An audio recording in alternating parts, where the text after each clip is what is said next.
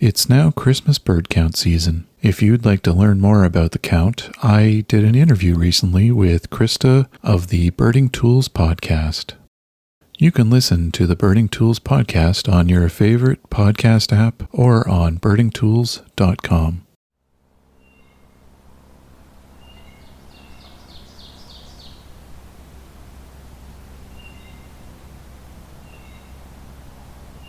It's July 12th, 2020, and I'm recording some breeding birds at the Meester Tract near Cambridge, Ontario.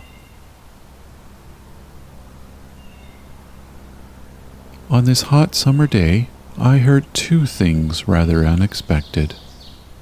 One, which seems to be an owl call in the middle of the day, which at the time of the recording I didn't even really notice, because there was a bird flying over with a finch-like call I didn't recognize.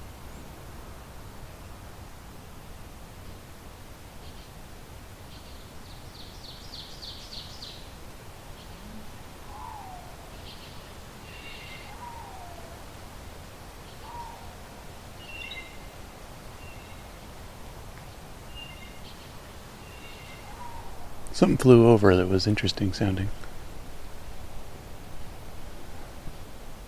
Don't think it was purple martin.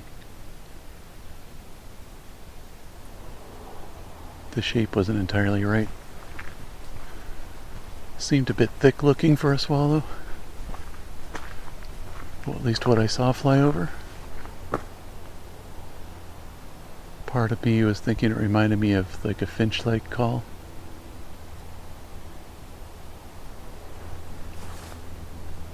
Might have to review that. Here's that call again. It's a bit faint in the recording.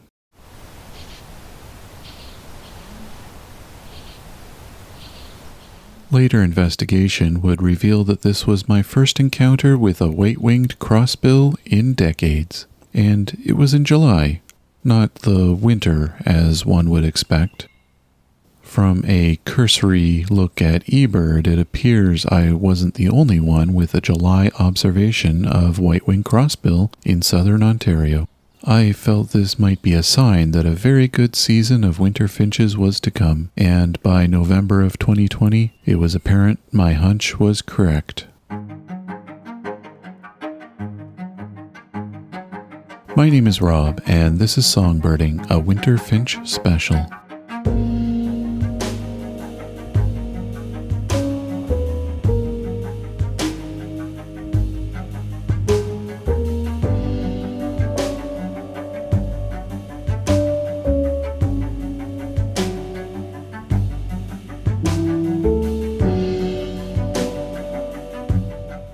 Each year, the Finch Research Network releases a winter finch forecast, which predicts the winter migration movements of several species, most of which are finches.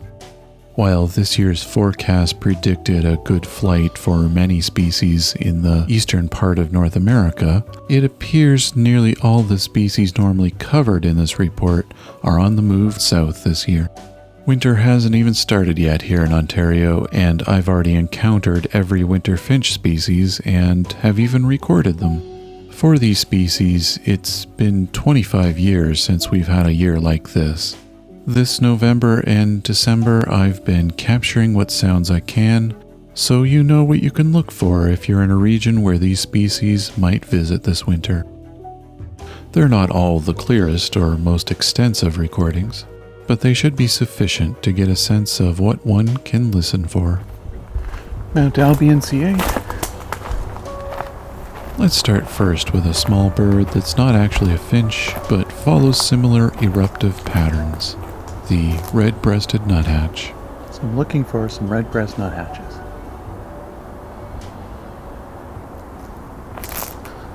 I'm in the middle of a spruce plantation, all white spruce. This is one of those things that was popular way back in the day for conservation, was just plant a monoculture of white spruce, and there's your trees. But what's underneath them tend to be a lot of dead needles. not much biodiversity. But good place to find red-breast nuthatches when they're around.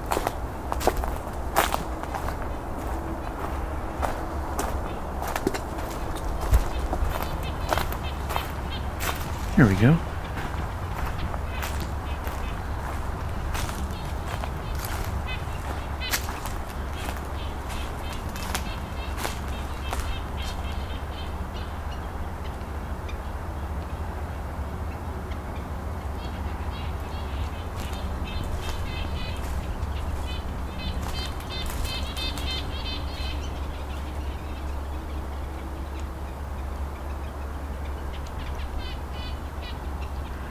Their squeaks can sound like rewinding tape. And their yank call is partly how you identify them.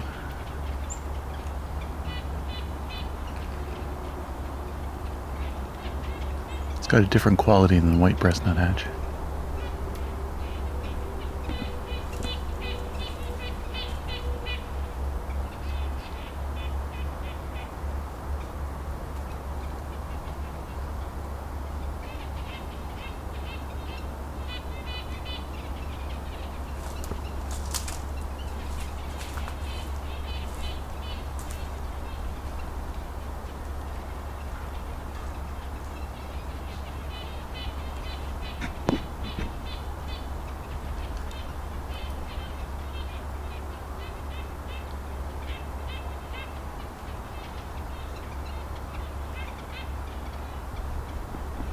They're busy foraging at the tops of the trees, which are the only parts of these trees that even have needles and cones. It's the cones they're after. Specifically the seeds in the cones.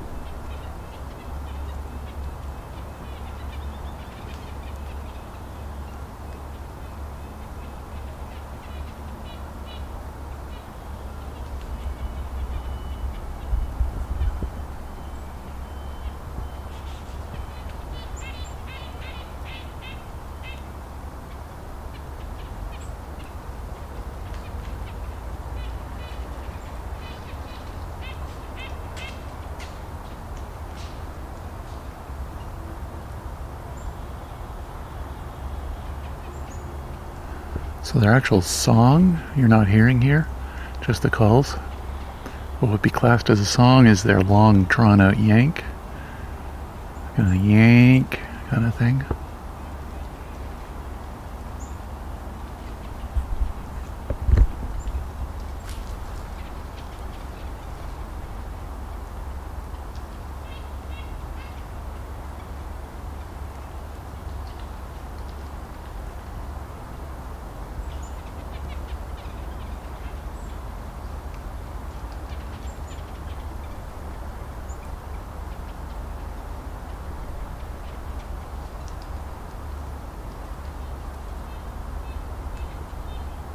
Alright, I think they moved on.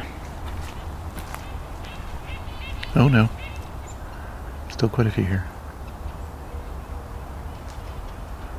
So this is mostly a flock of nuthatches, the redbreast variety, but they'll usually can be found mixed in with chickadees, which there are a couple around here, just not with this flock right now. And, well, now there's a black-capped chickadee. It's up there, but not saying much. You'll find them, though, in mixed flocks with golden crown kinglets, white-breast nuthatches,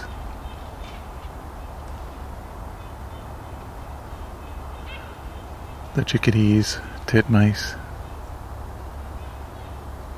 woodpeckers, the smaller kinds. General winter flocks, usually.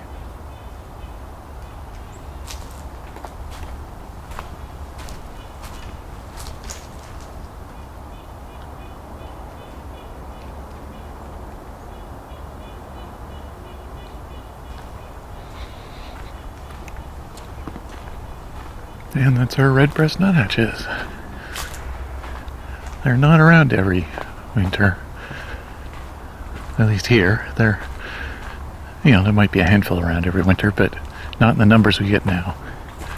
They're an eruptive species, so they only migrate when there's a lack of food in the north. And this year they really are lacking food, so they started in August moving south. So there's a lot of places that have them now that do not normally have them.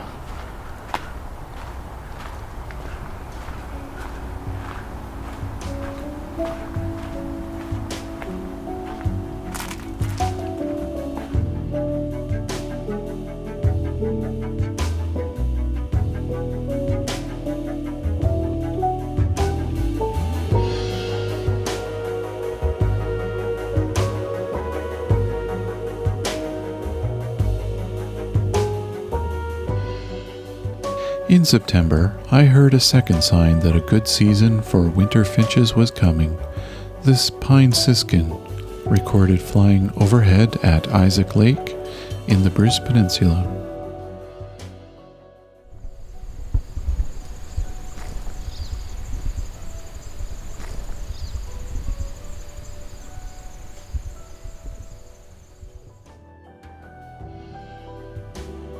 Only a month later, and the siskin were making appearances in southern Ontario.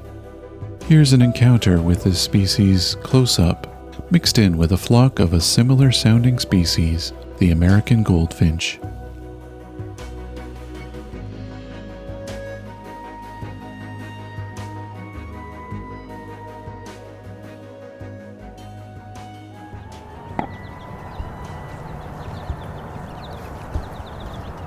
A lot of American goldfinches talking.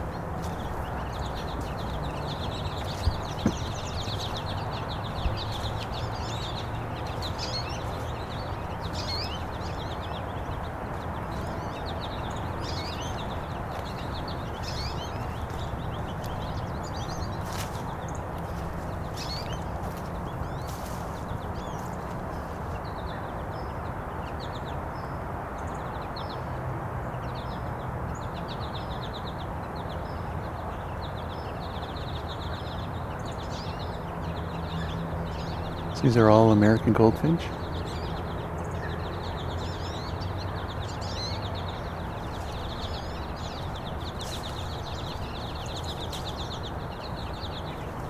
There's a pine siskin somewhere here. And a nuthatch, white-breast nuthatch.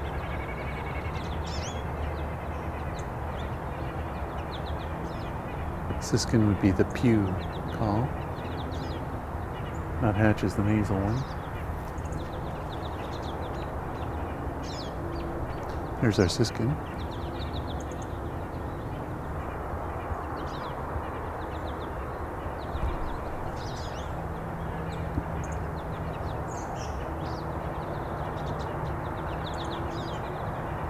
Like a pew, and then they have this kind of jet call.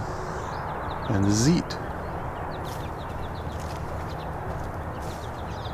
That's their song, the zeet.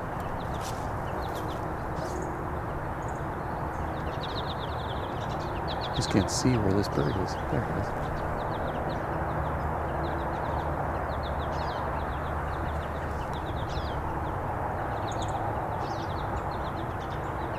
So the siskin will mix in with flocks of other finches. This one's all on its own though. Probably a male, considering the song.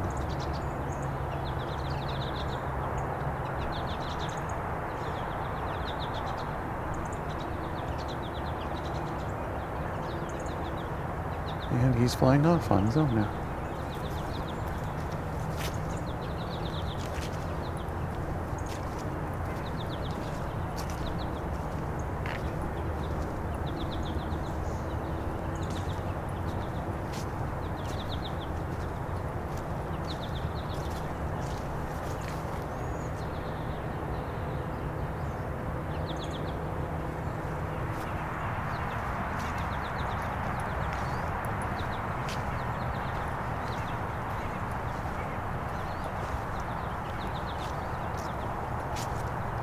Some people describe the American goldfinch call as potato chip, potato chip.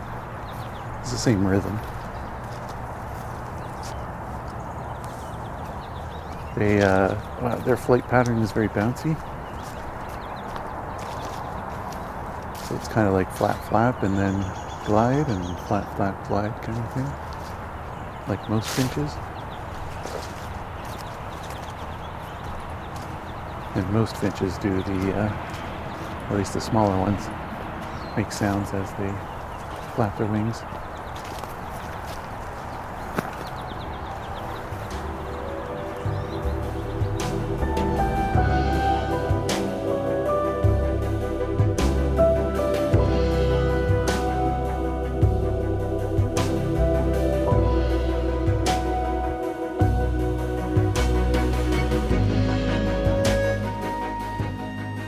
One of the most sought-out finches this winter will be the evening grosbeak, a large, heavy-set finch with a powerful conical bill. The males are a striking yellow and black with a white wing patch, and the females mostly gray with black and white wings. Their call is comparable to the house sparrow, at least to my ears. Listen for yourself. Okay, I'm hearing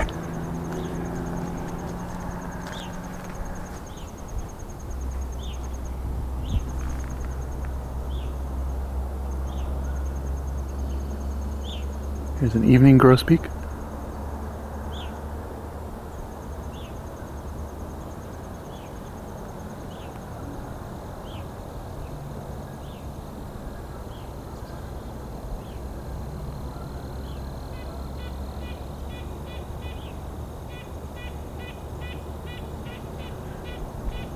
And a red-breast nuthatch.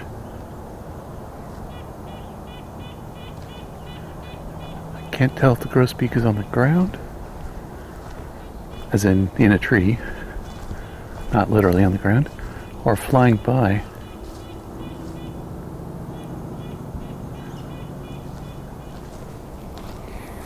I didn't see it.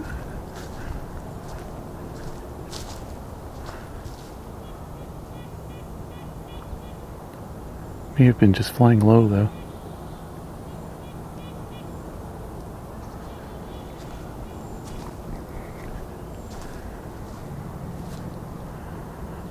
So they sound kind of like in between a whistle and a house sparrow cheep.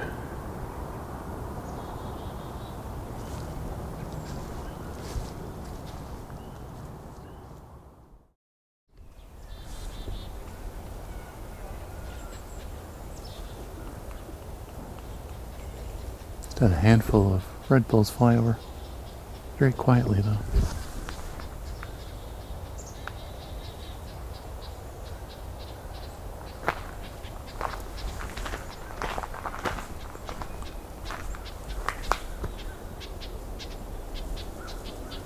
Red-breast nuthatch, being very talkative.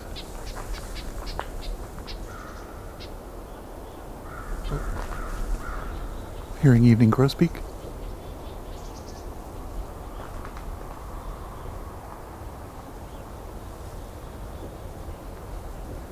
Very far off.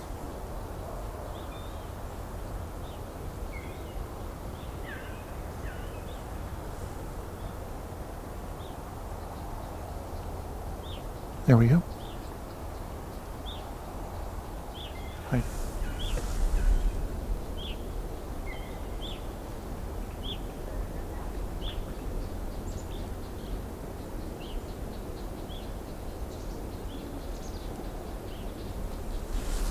That was a lone bird flying over, very high up.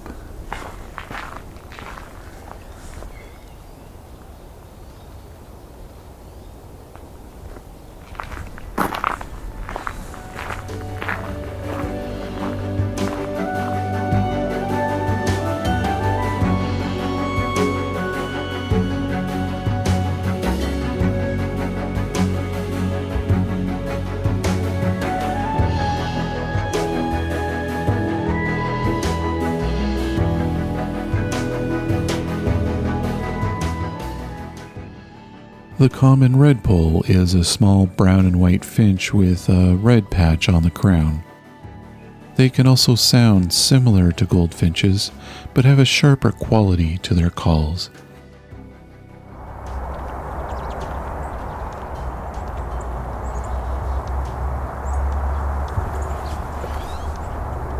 Here we go.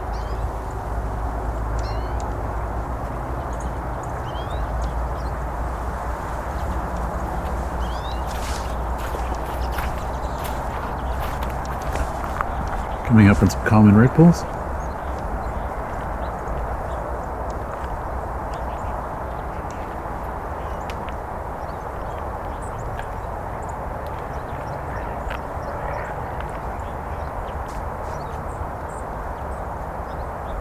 There's a couple of them right in front of me,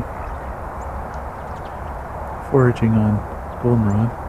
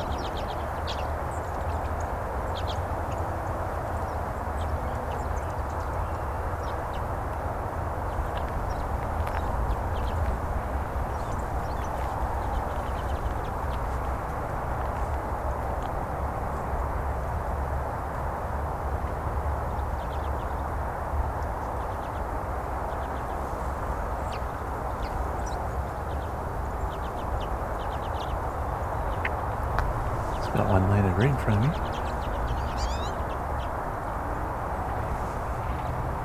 I got 6 or 7 of them.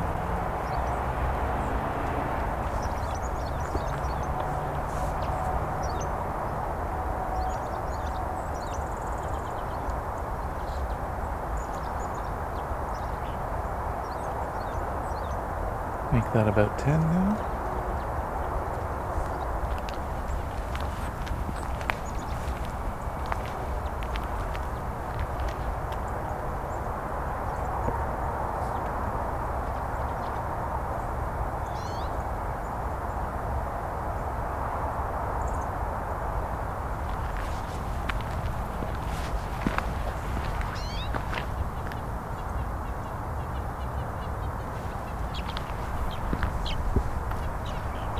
That one just flew right over my head.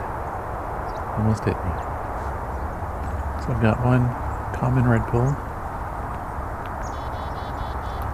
And there's a black-capped chickadee. I've got a common redpoll about 20 feet in front of me.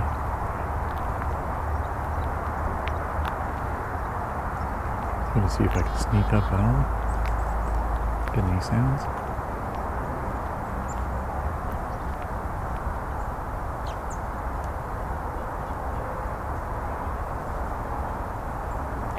Seems to be focusing on goldenrod seeds.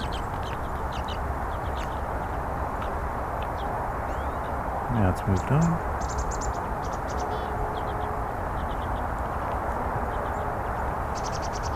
As you can hear that bouncy sound, it's a lot like goldfinches. And then that high-pitched whine as well. Also a lot like American goldfinch.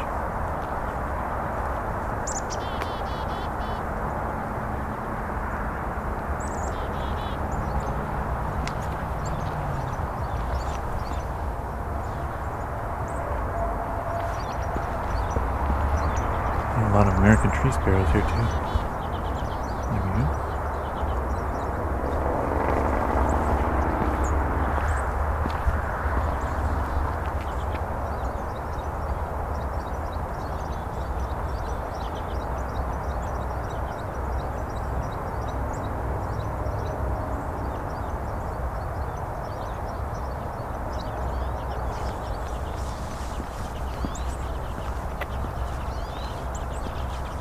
Here we go.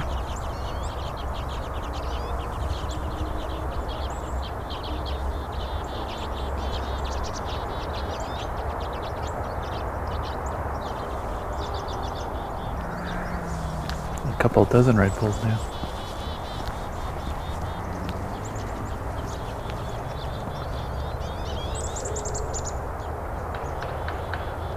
A lot of chickadees too.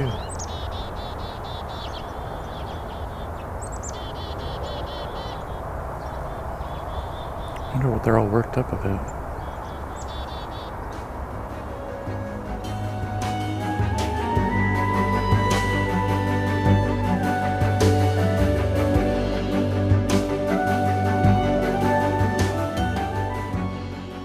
I didn't expect to come across a pine grosbeak this year, but not only did I find one, but I found a singing immature male at Valens Conservation Area in southern Ontario. This grosbeak, much like the evening grosbeak, is a large finch, but the males are rosy in color and the females more golden.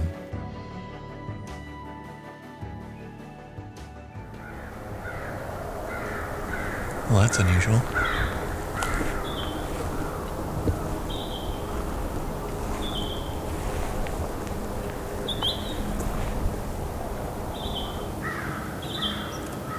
We've got a pine grosbeak here.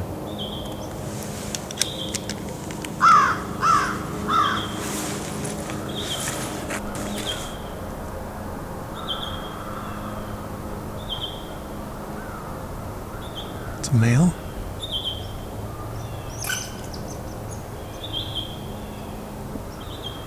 Singing a very vireo-like song.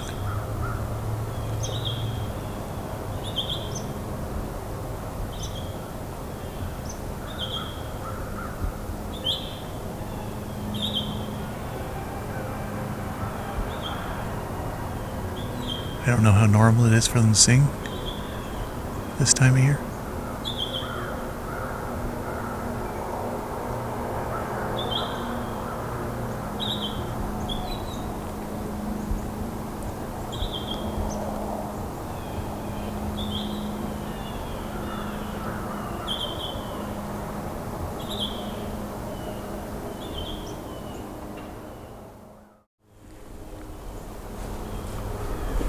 There we go, he just came back.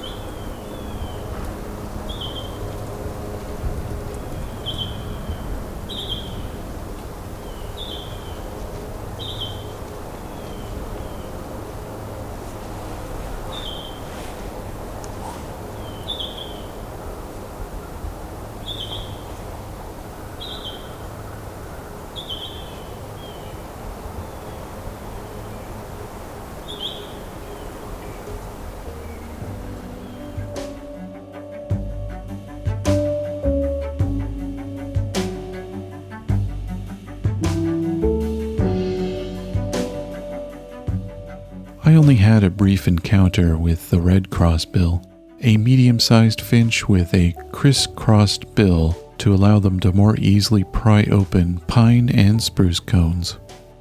Once again, this was back at the Maester Tract near Cambridge where I first encountered the white-winged crossbill in July. So one of my techniques I'm trying to figure out for finding crossbills, because they're so quiet, is to just stop every once in a while and listen hard for what sound like flocks flying over but are not flying over, because they can sound a lot like how redpolls do when they fly over, except when redpolls fly over they go somewhere and they fade out. If crossbills are feeding nearby, they're not going to fade out so much.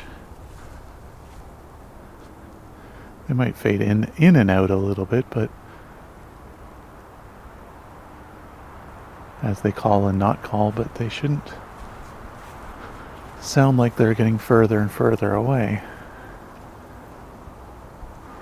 They might stop calling, but they're not going to sound like they're getting further and further away or closer and closer. You definitely find them. There'll be a lot of sounds of pine cones being torn apart. There'll be a lot of sounds of cones being torn apart.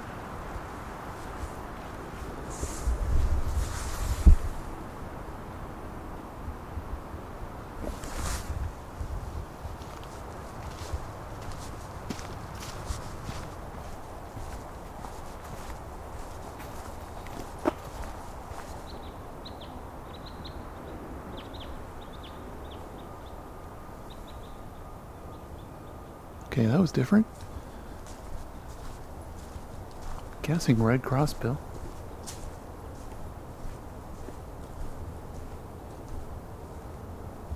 It's about 7 of them. I just had a few red crossbill fly over. Problem with tracking down these kinds of species is there's a lot of potential trees they could be headed towards in here. Or they could have just been flying over and headed somewhere else completely. Now, if they were red crossbills, there are some different call types, which represent different populations of the species. And those can only be figured out by spectrograph as far as I'm aware. So that's something I'll be taking a look after. See if I can find out what they are. Possibly where they're from.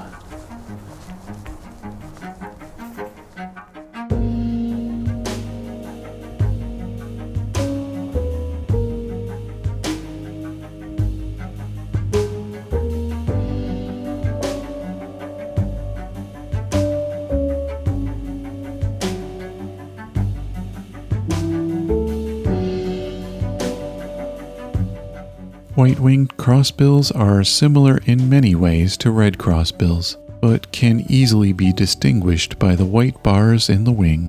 In European countries, this species is known as the two-barred crossbill. I encountered a small flock at Valens Conservation Area. They are quiet, but a very lively species, and can breed any time of the year when there is enough food available. It is entirely possible I may find white-winged crossbill nests this winter. So I'm currently with a flock of white-winged crossbills.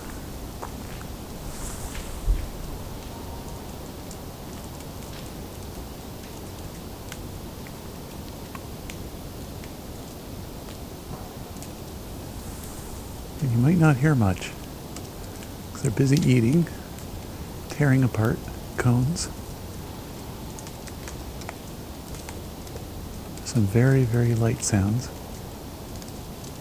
Most of the noise they're making though is just tearing cones apart.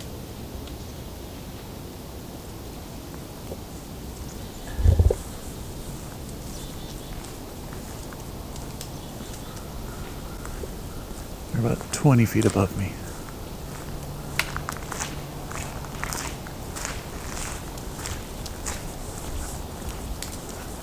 At least 6 of them.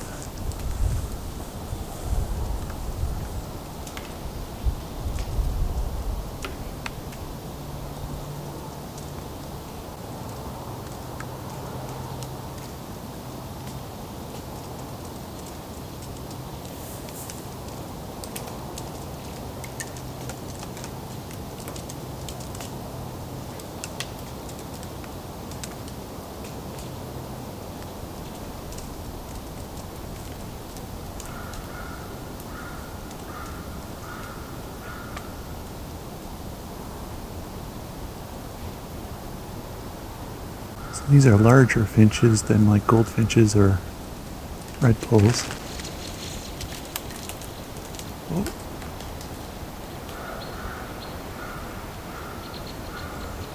Something flushed several of them.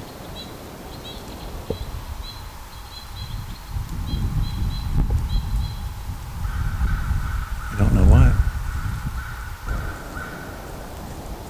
Now I know there's way more than 6 though. That was about 20 that left. I think there's still some here.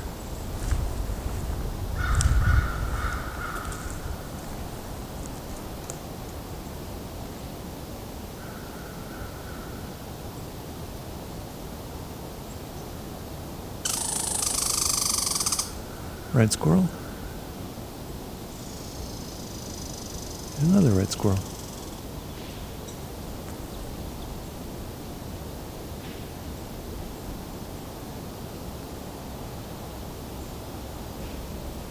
I'm not sure if they're still in here. Thought I heard something.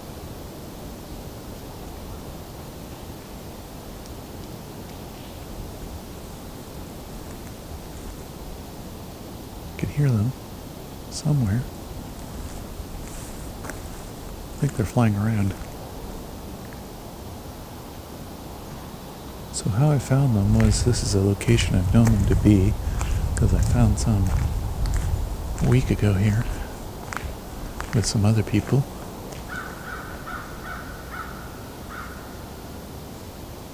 And they were so incredibly quiet, I didn't hear them, as they were practically right above me. They often sound like, kind of like a distant flock of redpolls. And I stopped to listen where these redpoll sounds were coming from, and then look up, and there they are.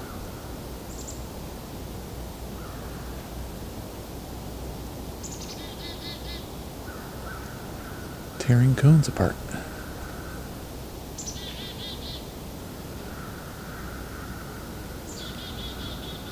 Now the question is, can I re-find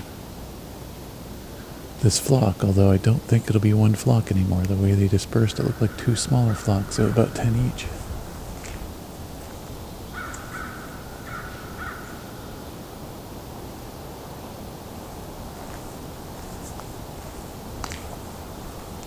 So I'm going to take a short walk.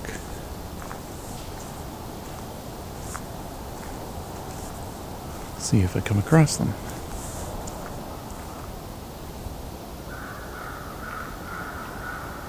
As you can hear, there's also a lot of crows here. At least one raven also calling.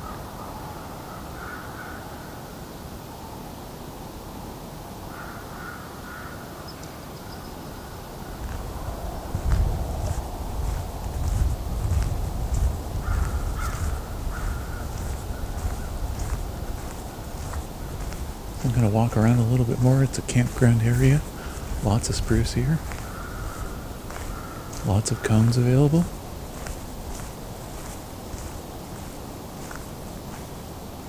Mostly just going to have to stop every once in a while and just listen.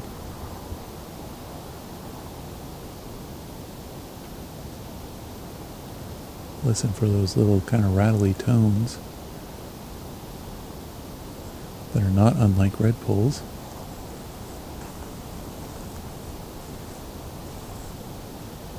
And for the sound of cones being torn apart. Which, of course, squirrels do that too. Just not as many, as quickly.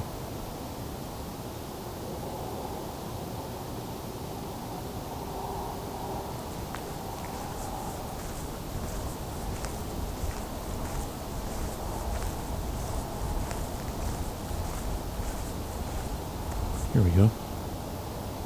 Starting to hear something.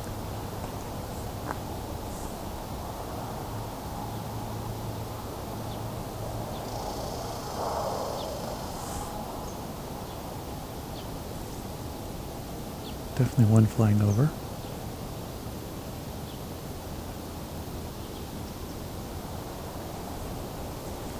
I heard more than one though.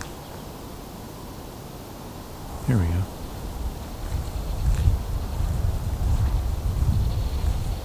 Listen to that rattle. There we go.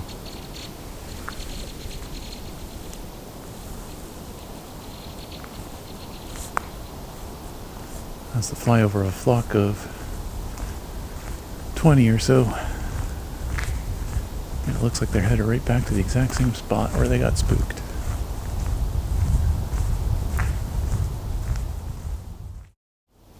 And yes, they're back. Same spot. I'm going for a slightly taller tree. It's more like 40 feet over me.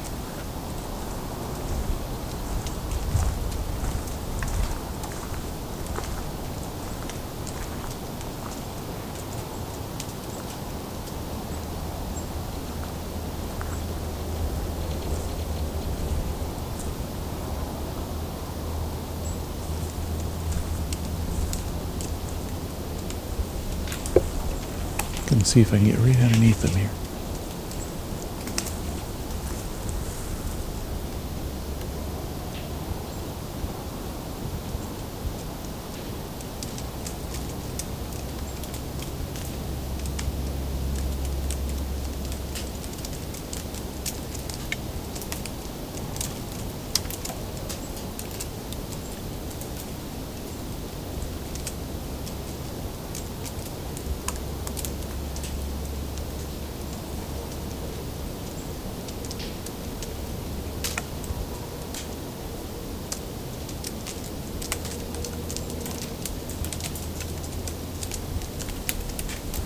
You're tearing apart a lot of cones at once.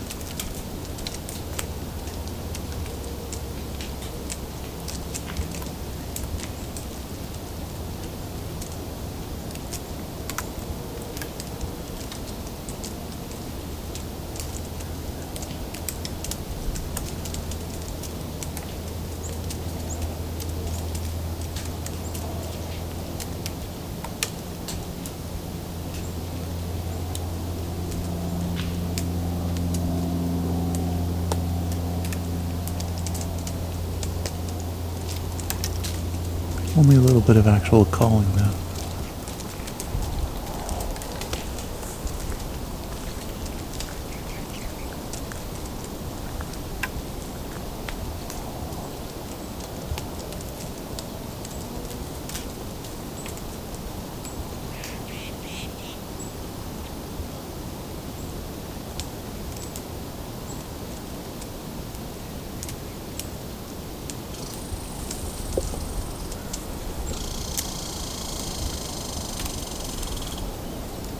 A lot of squirrels here as well.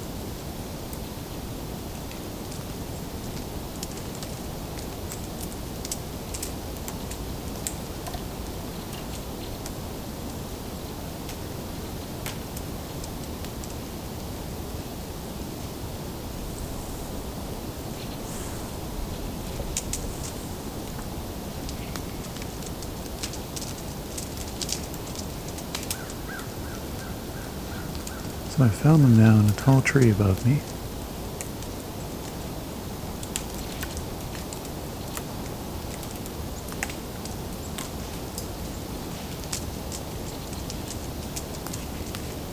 So they returned back to the same tree that they flushed from before.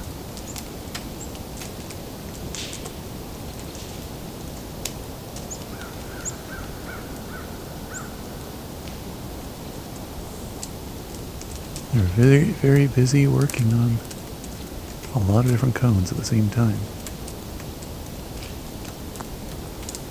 It's about 20 birds, so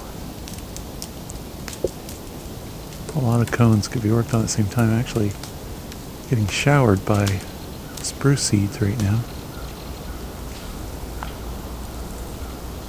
You can see them kind of twirling downwards.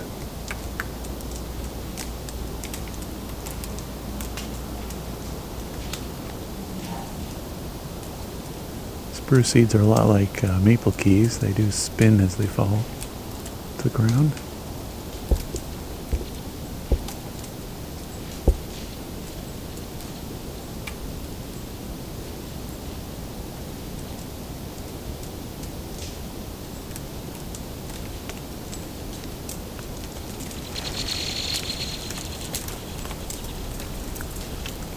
Something spooked them again, except this time they just moved trees and fly completely away.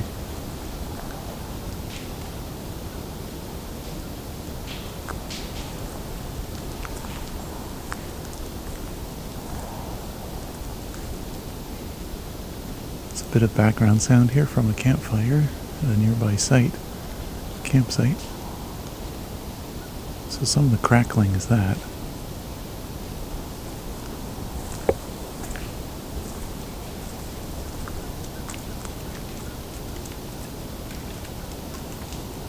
But most of the crackling of these birds, now they're in a tamarack tree, also known as a larch. Picking apart the smaller tamarack cones.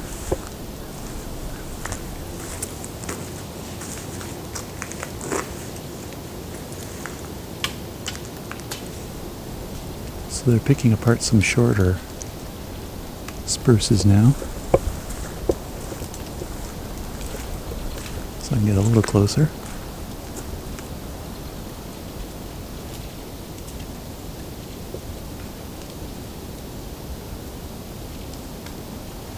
As you can hear, their rattle sound is very quiet. I'm very close to them and I can barely hear them.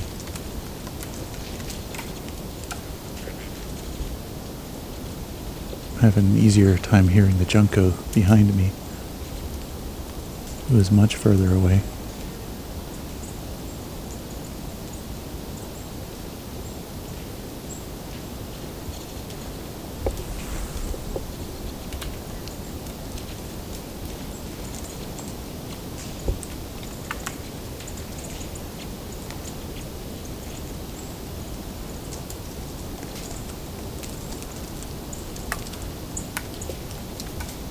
This is going to really test my directional shotgun mic here.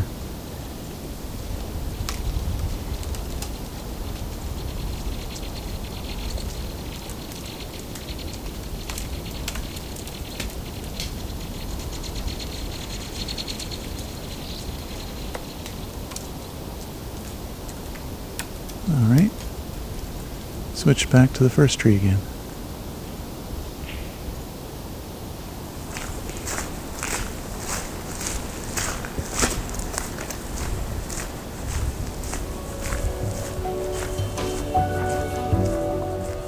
I hope this overview of these winter finch species has been useful. If the opportunity presents itself this winter for better recordings of these species, I hope to follow up someday with those recordings. To see if these species might arrive in your region, look to ebird.org, where you can look up reported range maps of these species for this and previous years. Songbirding, a winter finch special, was recorded, engineered, narrated, and created by me, Rob Porter, with Creative Commons music from Scott Buckley. If you enjoyed, please rate and review on Apple Podcasts or on podchaser.com/songbirding. You can also support the show on patreon.com/songbirding.